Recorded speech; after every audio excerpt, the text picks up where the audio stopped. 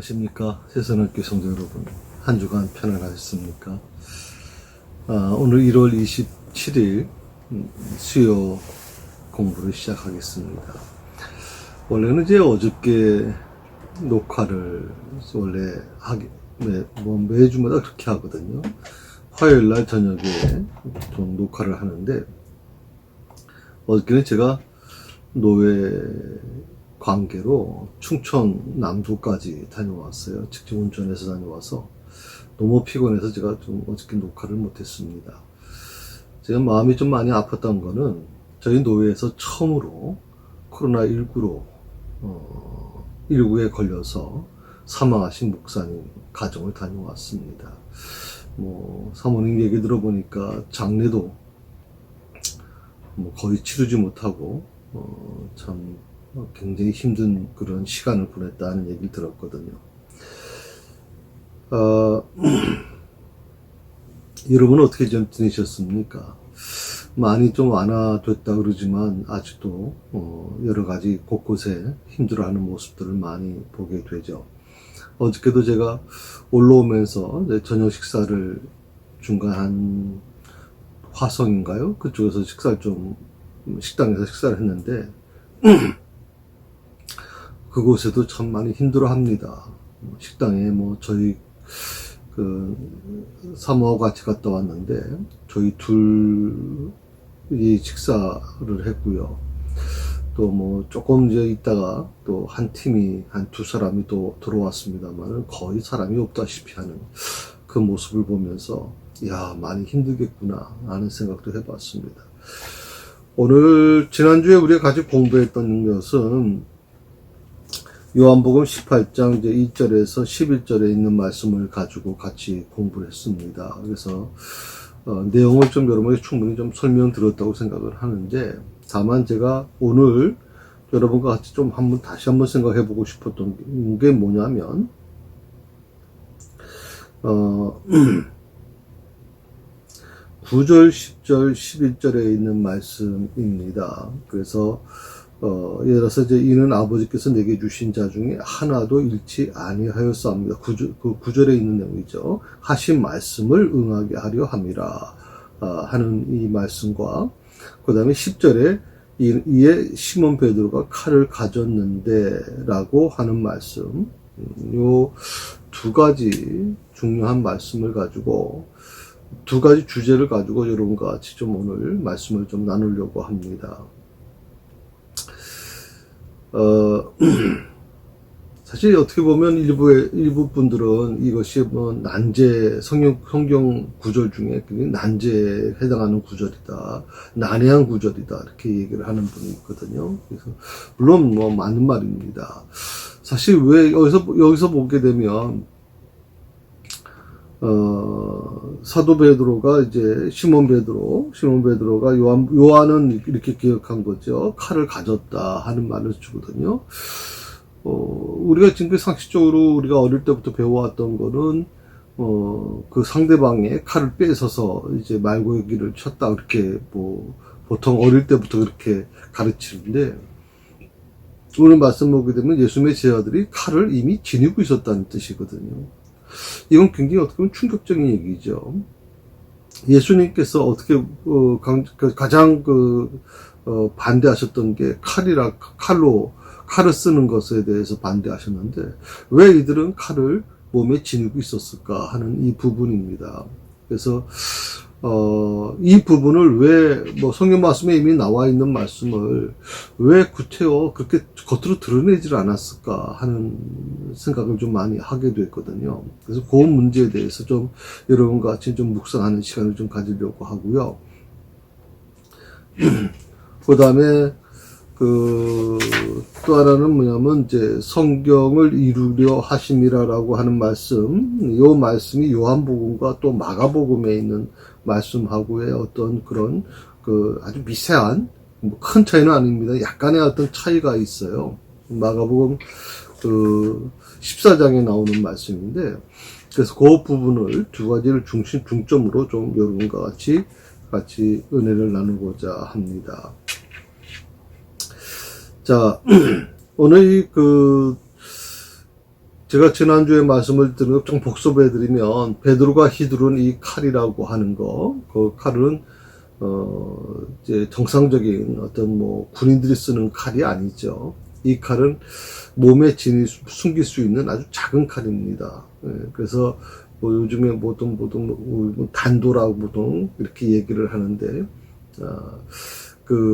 그런 어떤 작은 칼을 몸에 지니고 온 거예요. 그 성경에 보면 두자루라고 얘기하거든요. 이 두자루를, 예수님의 제자들이 예수님께 허락을 받아요. 칼을 준비하겠습니다. 그래서 두자루를 이제 그들이 준비하지 않습니까? 그래서 이 부분에 대해서 우리가 굉장히 좀 의문을 생각하게 되죠. 더욱이, 누가복음 22장 49절에 보게 되면 제자들이 이렇게 얘기를 하거든요. 우리가 검으로 치리이까 라고 하는 말을 해요.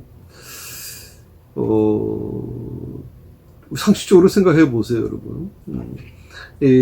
작은 칼을 몸에 지니고 있었는데 그것도 두자루입니다. 11명이면 11명이 모두가 칼을 갖고 있는 것도 아니고 2명입니다. 두자루니까. 근데 상대방은 어떻습니까? 상대방은 아주 군인들이죠. 로마 병사들입니다. 아주 훈련된 자들이죠. 그리고 그들이 갖고 있는 칼은 아주 전쟁에서 쓰는 칼입니다. 도저히 상대가 안 되는 거죠. 그런데 이 제자들은 뭘 믿고서 우리가 검으로 치리까라고 하는 말을 물었을까요? 예수님께 그 질문을 했을까요? 하는 생각을 해봐요. 그런데 다른 제자들이 이제 우리가 검으로 치리까 누가복음 22장에 나오는 말씀처럼 그렇게 그래도 예수님께 묻기는 했는데 오늘 이 베드로는요 너무 성급해가지고 예수님께 물을 시간이 없는, 기다릴 여유가 없는 거예요. 우리가 신앙생활을 하면서요, 물론 다급한 일이 많아요. 지금 당장 결정을 내려야 되고, 당장 어떤, 걸 하지 않으면, 어떻게 보면 잘못되는 경우가 있기 때문에, 막 급하니까 정신이 없죠. 그래도 오늘 우리가 이 부분을 좀 깊이 생각해 보면 좋겠다 생각이 들었어요. 예수님의 제자들처럼, 적어도 저는 예수님께 묻는 시간을 가져야 되지 않겠냐. 우리가 검으로 치리까? 물론 그 말이 뭘 의미하는지 잘 모를 거예요, 아마. 또 상식적으로 불가능하다는 것도 그들이 알고 있었을 거예요. 그럼에도 불구하고 그들이 예수님께 묻고 있어요. 우리가 검으로 치리까? 적어도 그래도 이 정도까지라도 그래도 유지시켜 주는 거, 물론 좀 더 성숙한 신앙인의 모습이라면, 이런 말조차 할 수가 없죠. 해서는 안 되는 거죠. 예수님께서 그 칼을 가지고 있는 자는 칼로 망한다, 이렇게 얘기하셨는데, 제가 오늘 여러분과 같이 생각해 보신 건 뭐냐면, 베드로입니다. 이건 어떻게 보면, 다른 제자들하고도 다르게 아주 너무 성격이 급해가지고 기다릴 줄 모르는 거예요. 왜 신앙생활을 하는 데 있어서 우리가 베드로와 같은 신앙생활을 하게 되면요. 이게 워낙 신앙적인 열정도 있고, 아주 뜨거운 마음이 있으니까, 또 사랑하는 마음이 있으니까 그럴 수 있어요. 그러나 이건 굉장히 조심해야 됩니다. 또 다른 문제가 일어날 수 있기 때문에 그렇습니다. 그래서 오늘 이 베드로가 휘두른 칼 때문에 누가 다칩니까? 교회는 제사장의 하인인 말고가 결국 다치게 되지 않습니까? 칼을 휘두르는 것은 예수님을 사랑한다는 마음으로 할 수 있을지 모르지만 그 결과 다른 사람이 다치게 되는 거거든요. 아프게 되는 겁니다. 우리 교회에서 여러분 어려움을 주는 사람이 무엇입니까? 한 발 뒤로 물러서 있는 사람들이 교회를 어렵게 하는 거 아닙니까? 어렵게 하는 거 아니거든요. 사실은 교회 전면에서 정말 교회 일꾼으로 열심히 일하는 사람들, 이런 사람들이 어떻게 보면 잘못하게 되면 다른 사람의 마음을 아프게 하고 힘들게 하고 고통스럽게 하는 경우도 종종 있습니다. 그래서 오늘 우리는 혹시 내가 이 베드로와 같은 좀 급한 성격이 있는가 하는 것을 좀 생각해 봤으면 좋겠습니다. 적어도 예수님께는 물어야 되지 않습니까? 예수님의 뜻이 뭔지는 들어야 되지 않습니까? 그런데 예수님의 대답을 들을 기다릴 여유가 없는 그런 삶, 그런 신앙의 모습은 바람직하지 않다 하는 것이죠.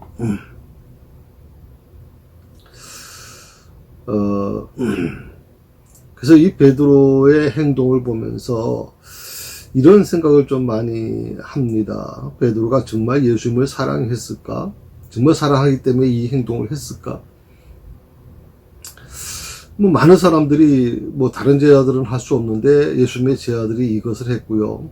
또 다른 제자들이 이 사건을 이제 기록하면서 굉장히 베드로를 부각시키는 것을 보게 되거든요.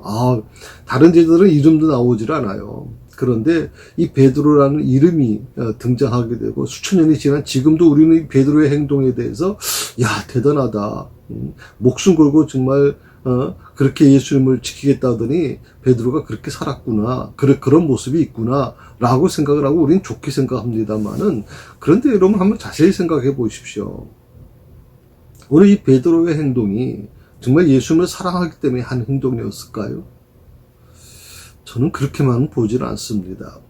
이 베드로의 행동을 보게 되면요. 마치 영웅주의의 모습을 보여요. 영웅주의적 만용이라고 어떻게 얘기합니까? 그래서 우리가 항상 이게 좀 주의해야 될 부분이 바로 이 부분입니다.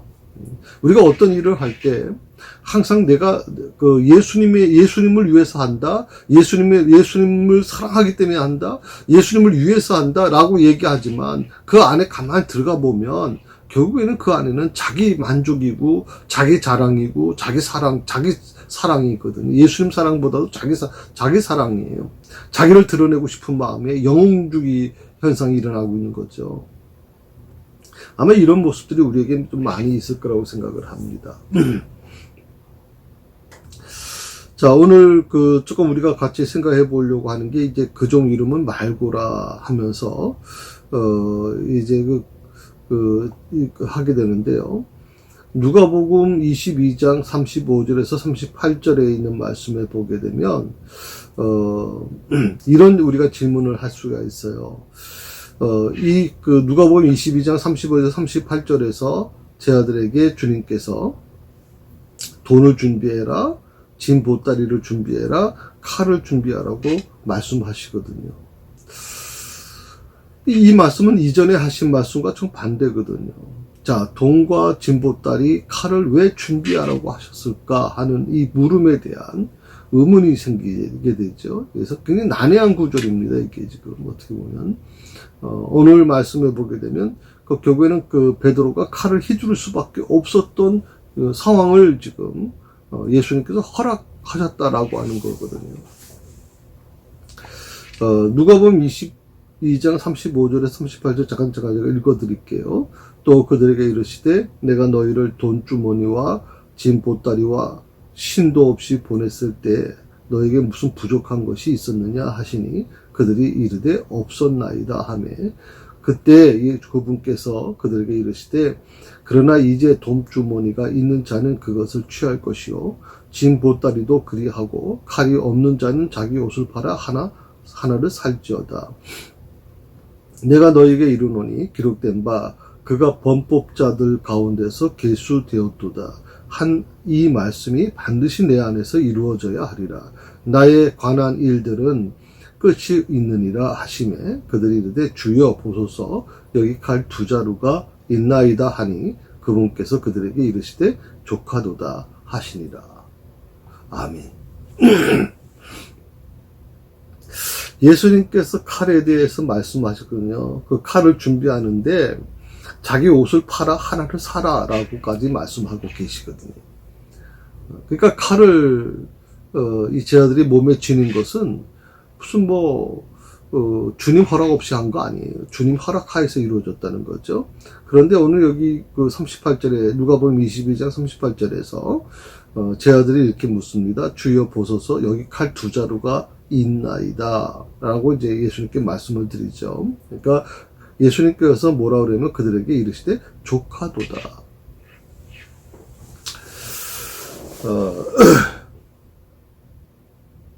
사실 어떻게 보면 제 아들은 이전에도 그 전도 여행을 떠나게 되죠. 그때도 뭐 예수님께서 뭐 전대를 2개 차지 말라 말씀하시고 뭐 그렇게 부탁하지 않습니까?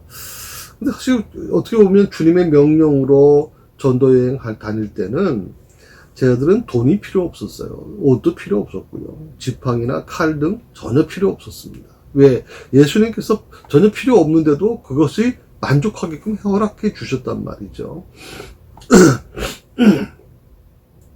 이것은 어떻게 보면 마치 광야에서 이스라엘 백성들에게 하나님께서 만나로 먹여주신 것처럼 그들이 고기가 먹고 싶다 그러면 메추라기를 아주 코에서 고기 냄새가 지겨울 정도로 괴로울 정도로 그들이 막 그 고기를 먹지 않습니까? 만나도 마찬가지죠. 그들이 먹고 싶은 만큼 마음껏 먹었단 말이죠. 그러니까 부족함이 없는 거예요. 목마르다 그러면 갑자기 바위에서 물이 터지기도 하고 샘이 만들어지기도 하지 않습니까? 그러니까 주님과 함께 있을 때는 주님이 그 필요를 채워 주신다 이 말이죠. 그래서 특히 그 주님이 공급해 주시는 이 필요는 그 필요를 주님이 공급해 주실 때는 부족함이 없는 공급을 이제 제자들이 체험하게 되었다는 겁니다. 그런데 초창기에 있던 이 전도 여행 때의 모습하고는 전혀 다르게 이 십자가를 목전에 둔 지금은 정반대로 그런 것들을 챙기라고 지금 말씀하고 계시는 거예요. 뭔가 이상하죠? 갑자기 챙기라는 것일까요? 그것은 예수님께서 십자가에 달려 돌아가시기 때문에 그렇습니다. 죽으시기 때문에 그렇단 말이죠. 제 아들은 그 사실을 지금 믿지 않는 거예요.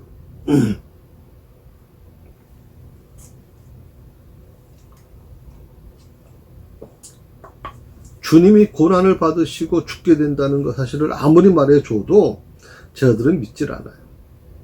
심지어 지금 잠시 후면 잡혀 죽게 되는 시간이 되었는데도 불구하고 믿질 않습니다.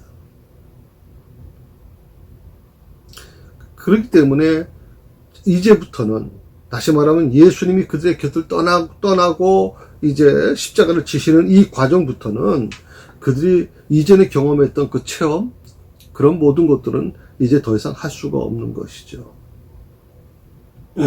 제 아들은 지금 그날 밤, 당장 이제 오늘 밤이죠. 오늘 밤에 주님이 체포되시는 것을 목격하게 됩니다. 그리고 그 몇 시간 후에 예수님께서 곧 죽게 된다는 것을 보게 되는 것이죠. 그리고 그 제 아들 대부분이 두려움에 떨고 도망칠 것이고 또 언제 체포될지 몰라서 꽁꽁 숨어 버릴 것입니다. 그렇게 되면 어떻게 됩니까? 제 아들에게 마음껏 먹을 것을 제공해주고 쉴 곳을 제공해주던 이 모든 마치 까마귀를 통해 먹여주시던 이 모든 것이 이제 어떻게 보면 멈춰버리는 거죠. 먹고 입을 것을 걱정해야 될 시점이 온 것이죠. 지금까지는 아무것도 없어도 문제가 없었는데 이제부터는 제 아들은 주님 없는 날을 보내야 된단 말이죠. 물론 제 아들이 부활을 믿었다면 3일 후에 예수님께서 다시 부활하실 것이다. 그것에 대한 어떤 희망을 가지고 어떻게든지 우리 3일을 견뎌내야 돼. 3일을 견딜 수 있잖아. 그렇게 위로를 받을 수 있었겠지만 그들은 부활을 믿질 않았거든요. 그러니까 예수님의 잡히심, 예수님의 죽으심, 예수님의 그 부활 이런 것도 전혀 믿질 않은 거죠. 그래서 오늘 예수님께서 말씀하신 것처럼 내가 떠난 이후에 너희들이 이제 옷이 부족할 것이다. 또 진보다리가 필요할 것이다. 돈이 필요할 것이다. 또 칼이 필요할 것이다. 라고 말씀하고 계세요. 옷이 필요하다. 진보다리가 필요하다. 돈이 필요하다는 거는 다 이해가 될 수 있어요. 그런데 왜 하필이면 칼이 필요하다고 얘기하셨을까요? 그래서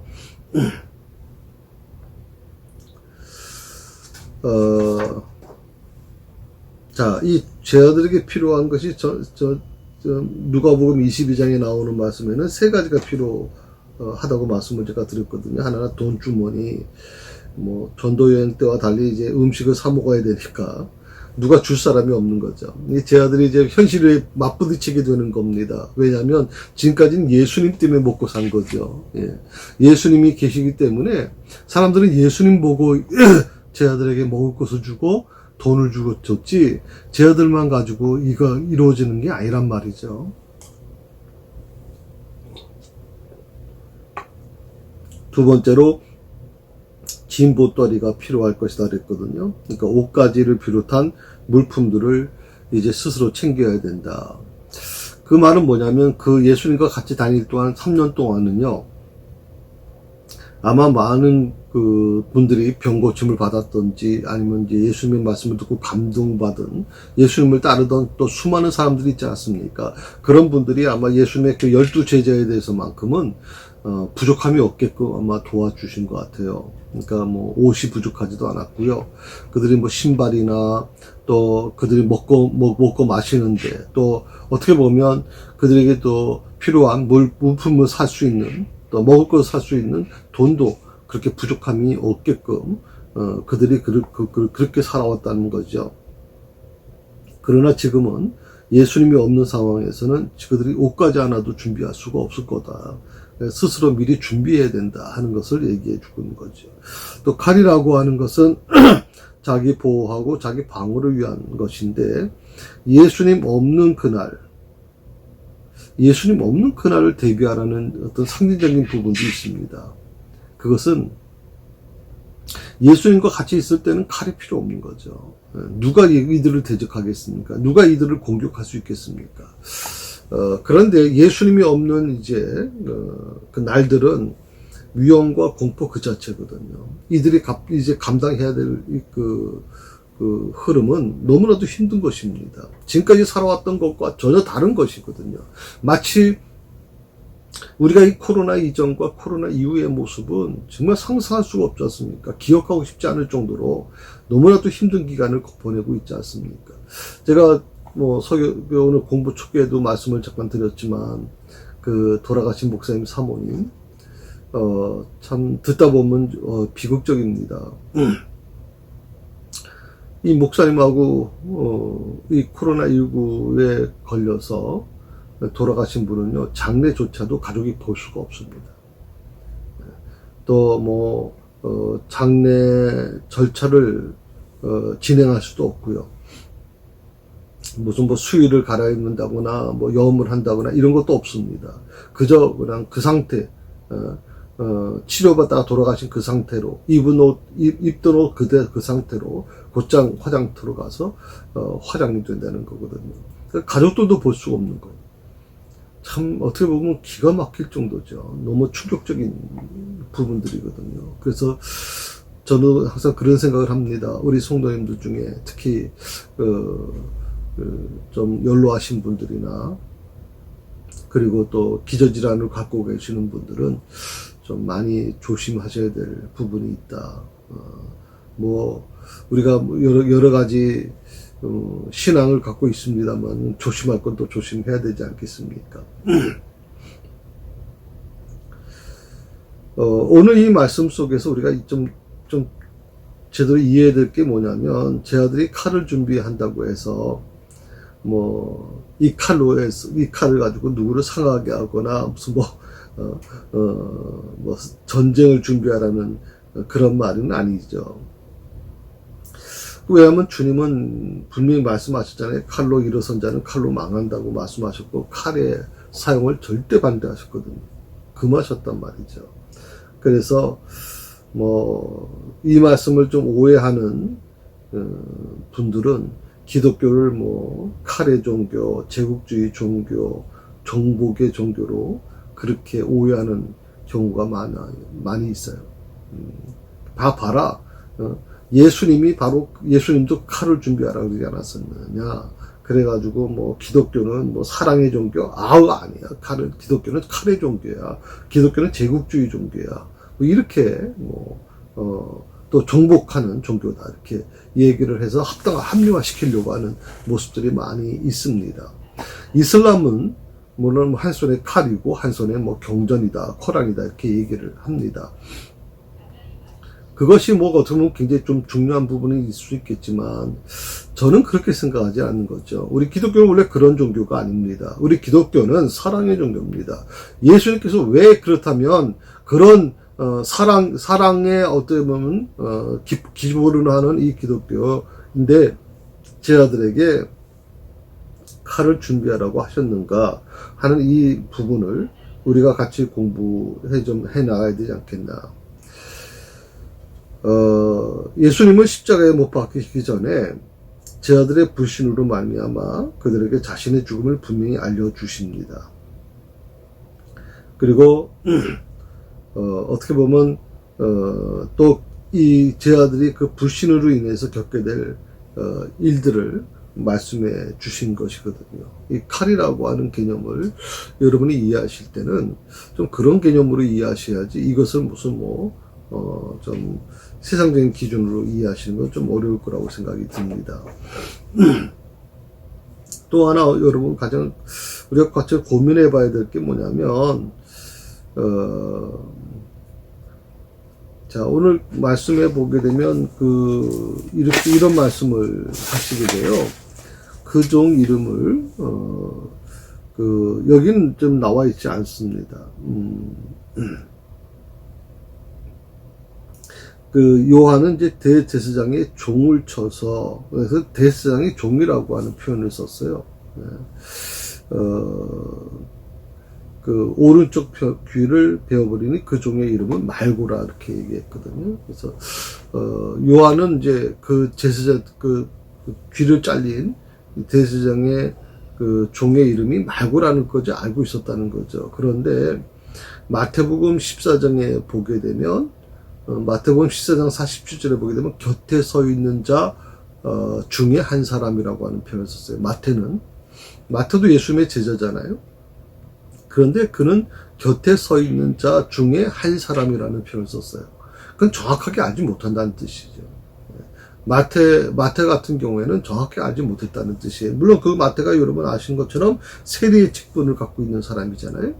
원래 예수님 믿기 전에, 만나기 전에 세리로 있던 사람이에요. 그럼 세리라고 하는 건 수많은 사람을 만나게, 그 성에 있는 수많은 사람을 만나게 되는 사람이고, 관계를 참 잘하는, 그 관계가 좋은 사람이죠.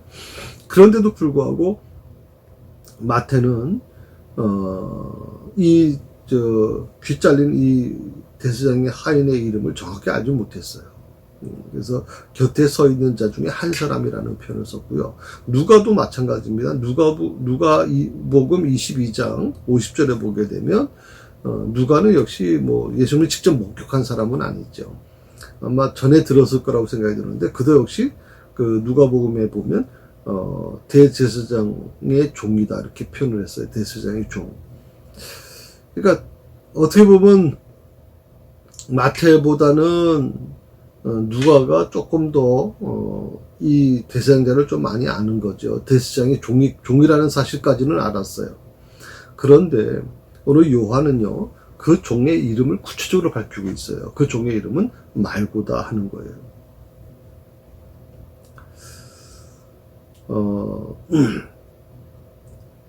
제가 지난주 잠깐 설명을 드렸습니다만은 예수님을 잡으러 온 이 대제사장의 종의 이름을 오늘 요한이 기록한 이유가 뭐냐 하는 것이죠. 마태에서도 곁에 서 있는 자 중에 한 사람, 누가도 역시 대제사장의 종이다라고까지만 설명했는데 그 이름을 구체적으로 말고라고 하는 이름을 표현한 것은 요한복음을 기록한 이 요한이 목격자적 증언이 얼마나 정확한 건가를 말해주는 거거든요. 내가 쓴 이 글이 얼마나 정확한 것이냐 하는 것을 설명해 주는 거예요. 왜? 베드로가 휘두른 칼에 귀가 잘리는 그 사람, 그 캄캄한 밤이잖아요. 햇불에 있어서 조금 아마 얼굴은 볼 수 있겠지만, 그럼에도 불구하고 남의 집에 제사장의 종이 한둘이겠습니까? 그 많은 종들 중에 그 이름을 기억할 수 있다는 건 대단한 것이죠. 그래서 요한은 내가 기록한 이 말씀이 얼마나 정확한 것인가를 분명히 말씀해 주고 있는 거죠.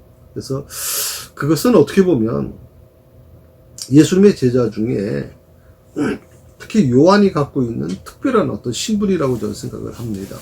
요한은 당시 제사장과 굉장히 친분이 있었거든요. 요한이 대제사장과 친분이 있다는 것은 뭐 요한의 나이하고 대제사장의 나이가 뭐 큰 차이가 나니까 같은 개념은 아닐 거라고 생각이 들고요.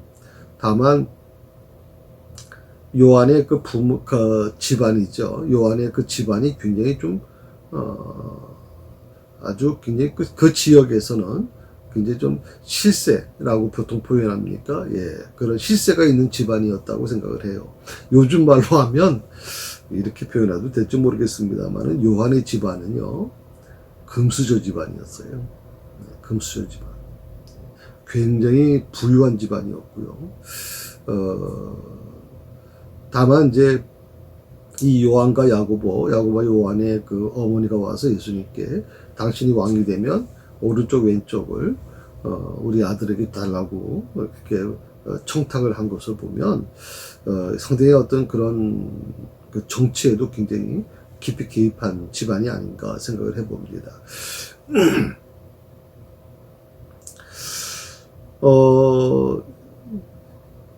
이것은 어떻게 보면 요한이 그 대제사장과 친분이 있었다는 것은 아마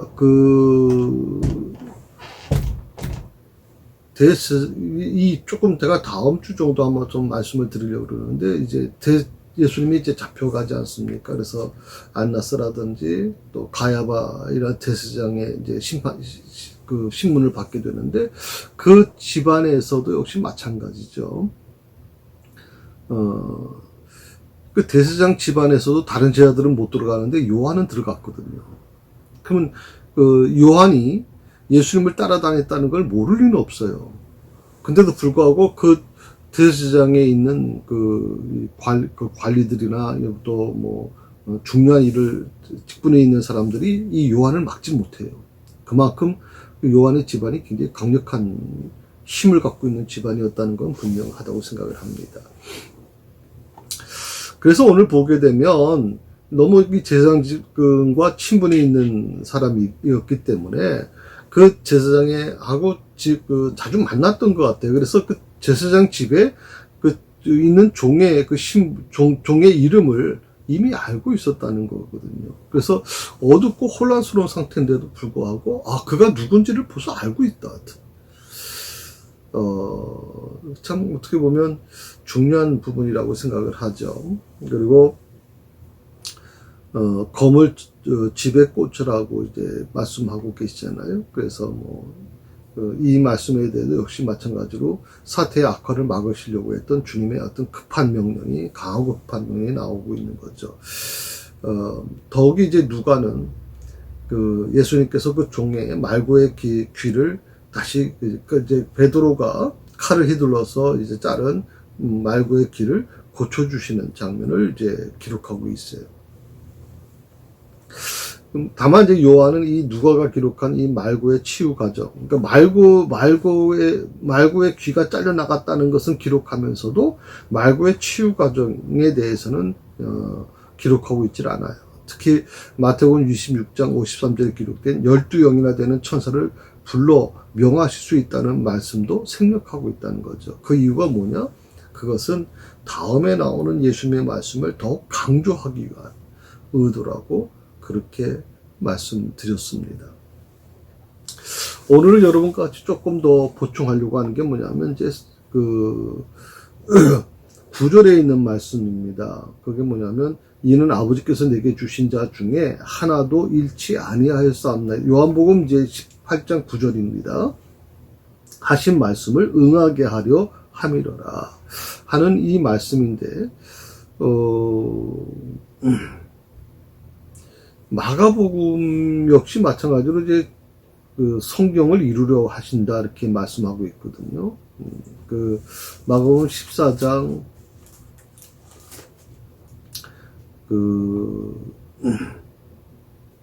43절에서 원래 50절까지인데 49절에 보게 되면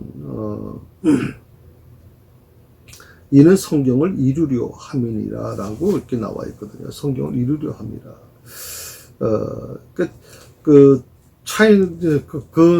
누가복음에 보게 되면 누가복음에도 역시 마찬가지로 이제 그런 부분이 나와 있습니다. 그래서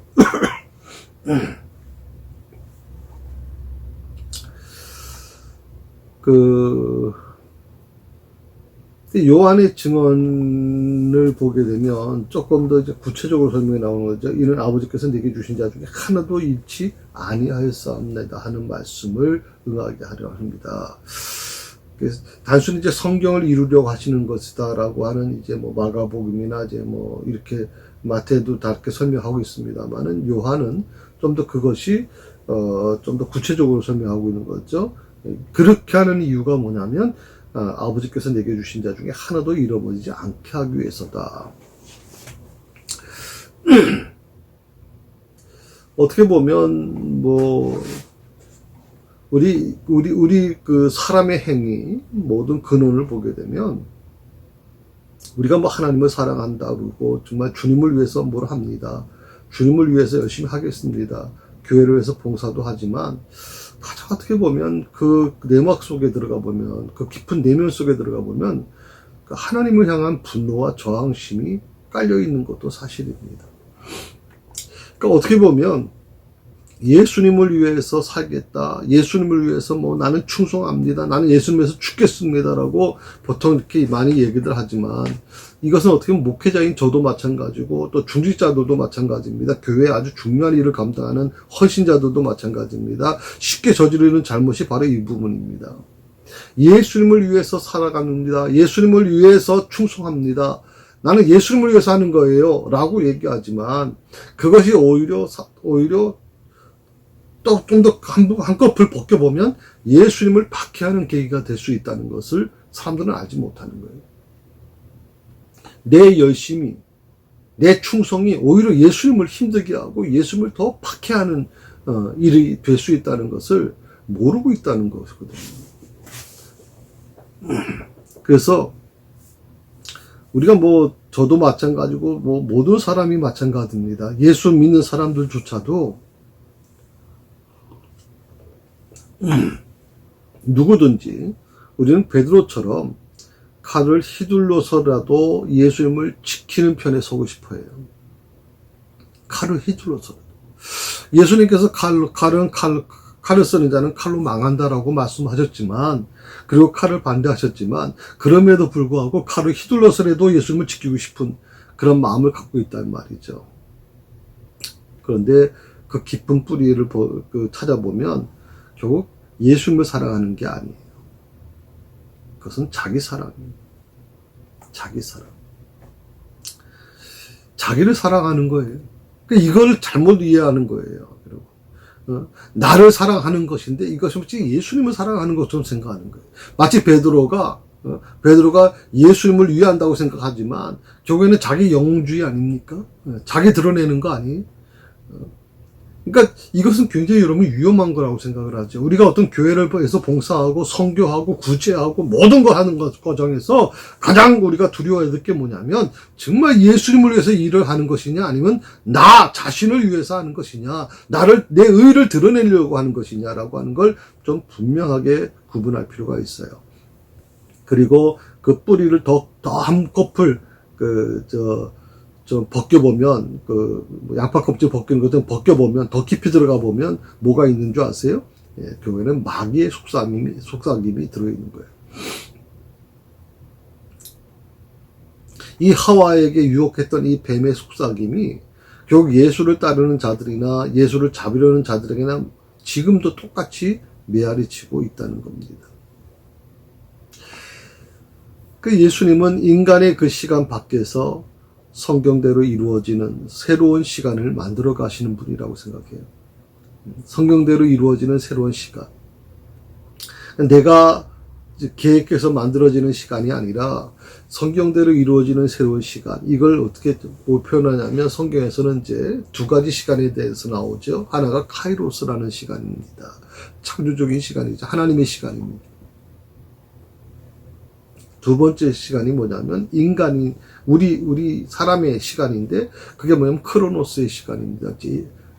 유한한 시간. 근데 많은 사람들이 이 크로노스의 시간, 유한적인 시간에 머물고 있는 거죠. 그런데 예수님은 성경대로 이루어지는 새로운 시간을 만들어 가시거든요. 그리고 그 시간의 뿌리에는 자기 사랑을 버리고 아버지의 소원대로 저주를 받아서 죽으신 십자가의 예수님이 계시는 거예요.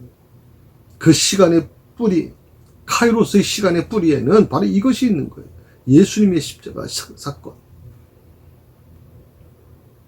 그 십자가로부터 생겨나는 새로운 시간이 바로 영생이라는 거예요. 영원한 생명. 죽지 않는. 우리가 지금 예수를 믿는 이유가 뭡니까? 우리가 이 고난을 받으면서도 끝까지 예수님을 붙들려는 이유가 뭡니까? 이 신앙을 붙들려는 이유가 뭡니까? 바로 영생을 얻고자 하는 거예요. 그 영생을 얻고자 하는 것은 바로 새로운 시간이에요. 이 영생은 우리 이 세상에, 이 지구상에서 얻어지는 시간이 아니에요, 여러분. 그것은 새로운 시간이에요. 십자가로부터 생겨나는 거예요. 그래서 성경을 이루시는 예수 그리스도의 십자가 사건이 자기 사랑의 중심을 둔 우리 인간의 그 시간 자체를 삼켜버릴 때 구원이 이루어지는 것이다. 다시 말씀드리면 성경의 말씀대로 성부 하나님의 뜻이 이루어지는 것. 예수님은 십자가 사건이라면 나는 어떤 사건일까요? 예수님을 위해서 핍박당하고 예수님을 위해서 조롱당하고 예수님을 위해서 때로는 손해보고 예수님 때문에 정말 억울한 일을 당하고 그 모든 것들이 어떻게 보면 내 자기 사랑이라는 거죠. 인간의 자기 사랑의 중심을 둔 우리 시간 자체를 삼켜버려야 거기에 진정한 구원이 이루어지는 것이다 라고 얘기할 수 있는 거죠. 자, 예수님이 체포되는 장면에서 예수님을 잡으려고 하는 자들, 또 예수님의 그 잡혀가심을 막으려는 자들의 갈등이 나타나게 되는 거죠. 네. 둘 사이의 충돌로 결국에는 말고라는 사람의 귀가 떨어지게 되는 것이죠. 그런데 예수님께서는 특이하게도 새로운 관점을 말씀하고 계세요. 예수님은 성경을 이루려 하심이다라고 말씀하시고 잡혀가십니다. 자, 대제사장들과 서기관들, 장로들은 왜 예수를 잡으려고 했을까요? 그 사람들이 나쁜 사람들일까요? 우리가 볼 때는 나쁘다고 생각할 수 있어요. 우리 항상 성경에서 이 사람들은 뭐 대제사장이나 뭐 바리새인들이나 이런 사람들은 나쁜 사람들이지. 왜? 예수님을 굉장히 힘들게 만든 사람이고 예수님을 십자가에 못 박은 사람들이니까 그렇죠. 그런데 사실은 당시에 이르들 대제사장들, 서기관들, 장로들, 뭐 바리새인들, 이들은 참 존경받는 사람들이었어요. 어떻게 보면 너무 착하게 살려고 했던 분들이, 너무 말씀대로 살려고 했던 사람들이고 의롭게 살려고 했던 사람들이거든요. 누가 봐도 윤리적으로 흠없이 살려고 하는 사람들이 그런 목적으로 예수님을 찾게 되는 것이죠. 그런데 조금 저는 다른 관점으로 좀 보게 됩니다. 이렇게 윤리적으로 봐도 흠없는, 정말 착하고 말씀대로 살겠다, 도덕적으로 살겠다고 했던 분들이 오히려 성경에 없는 다른 예수님을 전파해서 진짜 예수님을 박해하는 경우가 상당히 많을 수밖에 없어요. 왜 이런 문제가 일어나냐면, 사람들이 그 성경대로 살아간다는 것을 잘못 이해하기 때문에 그래요. 성경대로 살아간다는 것은 선악을 따라 바르게 살아가는 것으로 오해하고 있는 분들이 많아요. 선악을 따라 바르게 살아가는 것. 그걸 뭐라고 하냐면 이제 도덕군자라고 얘기하는 거죠. 선하게 살려고 하는 것들. 제가 주일날도 말씀을 드렸죠. 선한 사람들이 천국 가야지. 세상 사람들이 그렇게 얘기하잖아요. 선한 사람이 천국 가야지. 무슨 뭐 성격 개떡 같은, 정말 아주 뭐 안 좋은 성격 갖고 있는 아주 행동도 엉망인 저런 사람이 무슨 천국 갑니까? 예수 믿었다는 이유 때문에 어떻게 그럴 수 있습니까? 라고 반문하지 않습니까? 그건 뭐냐면 선악을 따라 바르게 살아가는 것으로 이 오해하기 때문에 나타나는 현상이거든요. 그러니까 본인의 양심에 따라 한다는 것이 결국에는 어떻게 되냐면 진짜 예수님을 십자가에 못 박아 죽이게 되는 거예요. 그들이 양심에 따라 한다는 것이 바로 이런 것이 현상이라는 거예요. 그러니까 어떻게 보면요, 뭐 그들이 무슨 악하기 때문에 그렇다? 물론 그럴 수 있겠죠. 근데 그들은요, 놀랍게도 그들 입장에서는 우리는 말씀대로, 우리는 하나님의 뜻대로 했다고 생각하고, 우리는 양심대로 했다고 얘기할 수 있어요. 이제 지금도 이건 마찬가지입니다. 교회 생활도 마찬가지입니다. 잘못하면 여러분, 이 대제사장과 또 서기관들과 또 장로들, 바리새인들과 같은 똑같은 일들을 우리가 지금 교회에서 할 수 있다는 겁니다. 특히 이것은 초신자들에게 이루어지는, 해당되는 말씀이 아니라 목사나 또 교회 중직자들에게 해당되는 말씀이에요. 정말 그래서 날마다 자기를 죽이는 훈련을 하지 않으면 정말 이거 정말 어렵습니다. 내 의를 드러내고자 할 때 얼마나 많은 일들이, 어려운 일들이 일어나겠습니까? 나는 예수님을 위해서 한다 그러지만 그것이 오히려 예수님을 죽이는 일을 하게 되고 예수님을 못 받게 만드는 일이 될 수 있다는 것입니다. 양심 여러분 얘기하지 마세요. 난 양심에 꺼리낌이 없다? 천만의 말입니다, 여러분. 누가 양심을 함부로 얘기하겠습니까? 그래서 우리가 항상 이런 부분을 좀 질문을 해야 될 것 같아요. 사람들이 예수님을 잡으려고 할 때 나는 어느 편에 서 있을까요? 예수님 잡아 죽이는 편입니까? 아니면 예수님을 지키려고 하는 편입니까? 한 주간 한번 좀 여러분 고민해 보셨으면 좋겠습니다. 나는 예수님을 잡아 죽이려는 편이냐? 아니면 예수님을 지키려고 하는 편이냐? 이 물음을 한번 좀 한 주간 묵상하시고 다음 주에 우리가 예수님을 잡아 죽이는 편인지 아니면 예수님을 지키려고 하는 편인지에 대한 부분을 조금 더 보충해서 말씀을 드리고 13절에서 14절 말씀으로 좀 들어가도록 그렇게 하겠습니다. 오늘 좀 너무 수고했고요. 오늘 제가 이 영상은 새벽기도 끝나고 7시에 지금 녹화를 하는 겁니다. 그래서 좀 제가 목도 그렇고 상태가 계속 좋지는 않습니다만은 어저께 지금 제가 거의 8시간 이상을 운전을 했어요. 그래서 굉장히 좀 피곤한 부분이 있지만 오늘 이 말씀을 통해서 여러분을 만나게 돼서 너무 반갑고요. 다음 주에는 바로 이 두 가지 물음에 대한 부분을 같이 좀 묵상하면서 은혜를 나눴으면 좋겠습니다. 오늘 여러분들이 드리는 이 말씀을 좀 깊이 묵상하시고 결론적으로 말씀드립니다. 내가 주님을 위해서 한다는 것이 정말 주님을 위해서 하는 것입니까? 아니면 주님을 힘들게 만드는 것일까요? 우리가 다 예수님을 위한다고 얘기하고 예수님을 위하는 그 어떤 정책이나 예수님을 위하는 어떤 행동을 합니다. 그런데 그 안에 가만 들어가 보면 결국에는 이 베드로처럼 자기 의를 위해서 하는 것이 더 많지 않을까 생각해 봅니다. 신앙은 물론 단순합니다. 예수님 믿으면 됩니다. 그런데 어떻게 예수님 믿어야 될까요? 대제사장들과 서기관들과 장로들처럼 예수 믿을까요? 아니면 베드로처럼 예수 믿을까요? 과연 어떻게 우리는 예수를 믿어야 될까요? 하는 물음에 대해서 나는 예수를 잡아 죽이려는 편이냐? 예수를 지키려는 편이냐? 이 두 가지 물음을 한번 여러분에게 한번 대비해서 한번 물어보십시오. 그리고 그렇게 한번 묵상하시면서 주의 뜻을 찾았으면 좋겠습니다. 기도하십시다. 감사합니다. 오늘도 주신 말씀을 묵상하면서 요한의 또 누가의 그런 마음을 다시 한번 돌아봤습니다.